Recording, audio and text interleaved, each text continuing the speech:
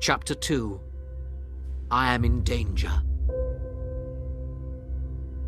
One evening, the Count said, "You must write to your London office and tell Mr. Hawkin that you'll be here for another month." When I heard this, I went cold. Another month? But what could I do? I worked for Mr. Hawkin, and the Count's business was important to him. So if the Count needed me, then I had to stay. I wrote my letter, but I knew that the Count planned to read it. I could not tell Mr. Hawkin that I was a prisoner in Castle Dracula. That evening, the Count did not stay and talk with me, but before he left the room, he turned to me and said, "My young friend, sleep only in this room or your bedroom.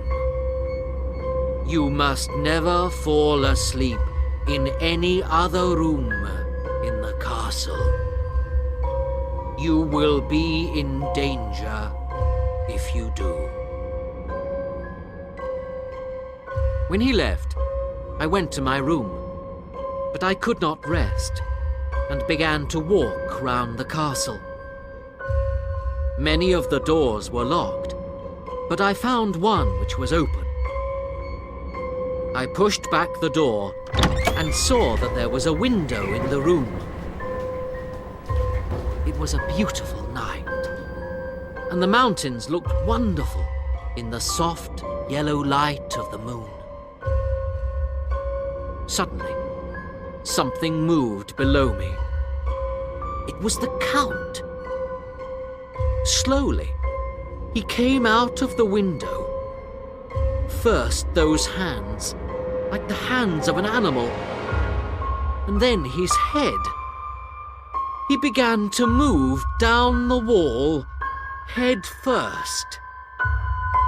With his black cloak around him, he looked like a horrible black bird, and my blood ran cold.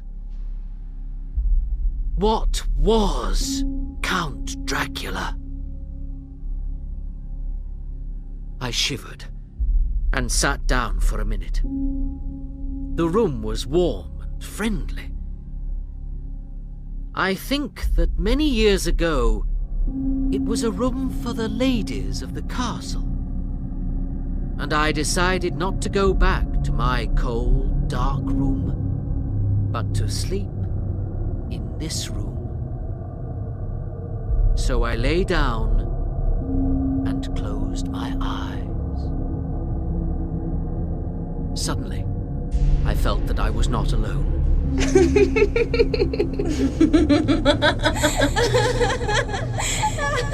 In the moonlight from the window, I saw 3 beautiful young women. They were watching me and talking quietly. "He is young and strong," one of them said. "Yes, there are kisses for all of us," another answered. I was excited and afraid. I knew that I wanted those soft red mouths to touch me. One of the women came nearer. Her strong white teeth touched my neck. I closed my eyes and waited. "Kiss me, kiss me," I thought. Suddenly, there was a cry of anger.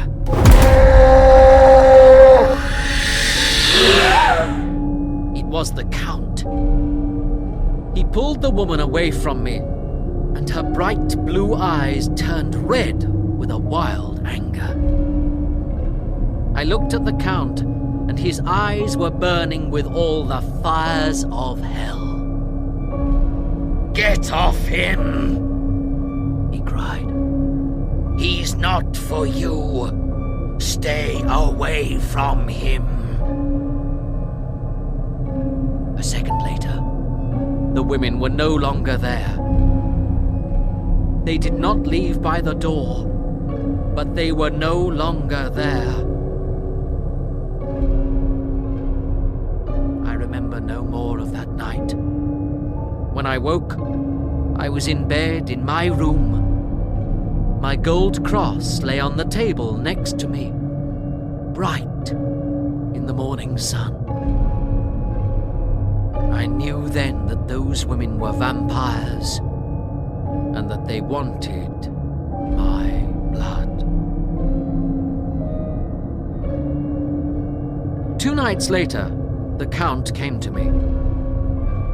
Write to Mina, he said. Tell her that your work in Transylvania is finished, and that you are coming home. How pleased I was when I heard this. But then the Count said, Say that you are at Bistritz, and put June the 29th on the letter.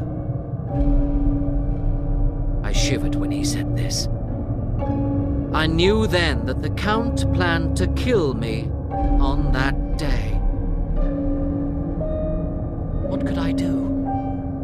There was nothing. I could only wait and try to escape. But the Count took away all my other clothes and my travel papers, and he locked the door of my room.